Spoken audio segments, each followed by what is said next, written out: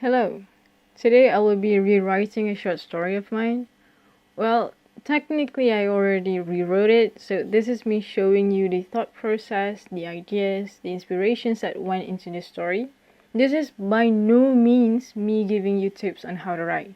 I'm still an amateur, I don't know what I'm doing. I'm simply sharing what goes on in my mind when I wrote the story. It's called Blue Cornflowers, written back in September last year. It follows a girl and her family as they arrive at the grandma's house.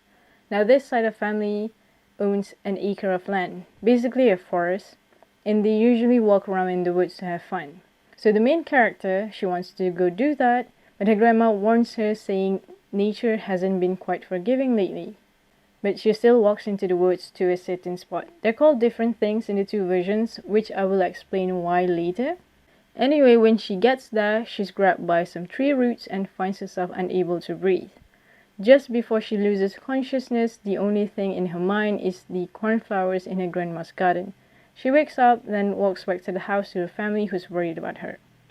Now let's look at specific parts of the story. First thing, the first version starts with the family already being at the grandma's house. So I thought I'd add a scene in the car because I find it interesting when they do it in movies, and I use this to foreshadow the climax of the story.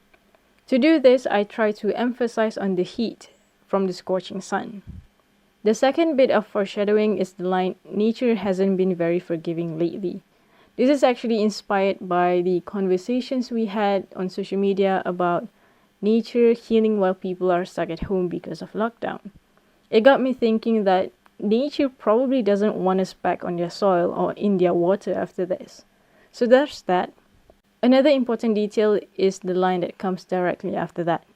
The mention of the gate is actually inspired by the song Smoke Signals by Cavetown and Tessa Violet, especially the chorus, "You can come home to me when you're ready, I left the gate unlocked for you." Next, the character appreciating the rough feeling of the rustic gate, as mentioned here, is a way for her to ground herself and collect her thoughts.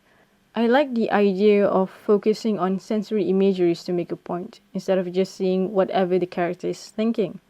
And in this story, skin is the most important organ, because there's a lot of emphasis on temperature and touch. Keep that in mind.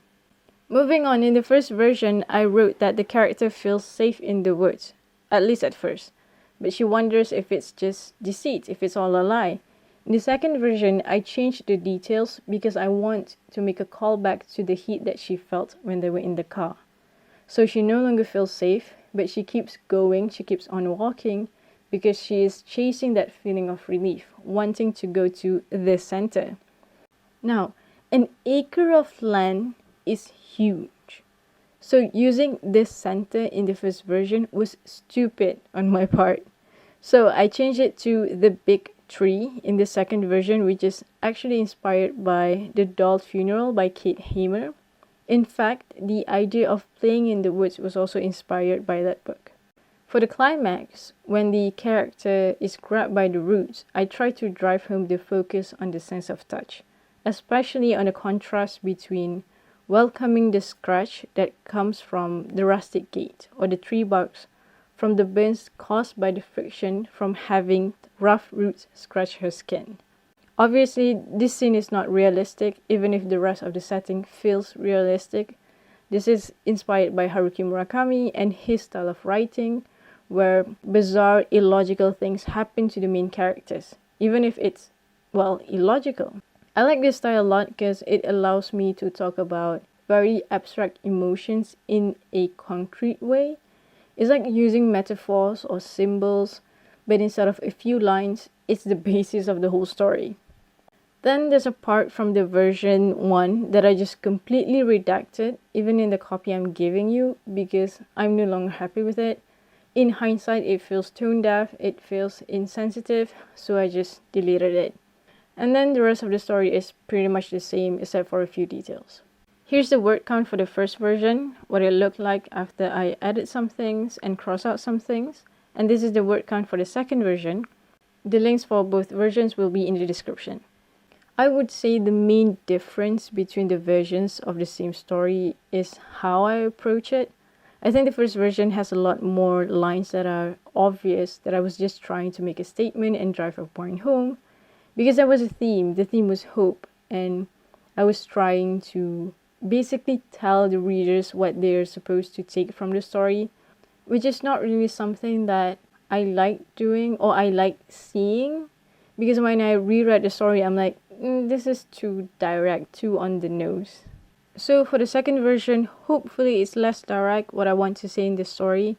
The focus is more on physical things and physical senses, because I always find them important and very useful if you want to evoke specific emotions out of your readers.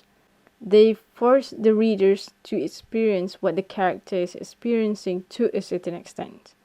Whether I succeed or not in doing that, that's for you to decide.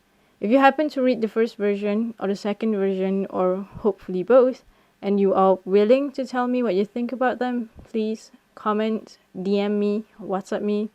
Just reach out. It would be greatly appreciated, and thank you for watching till the end. Bye.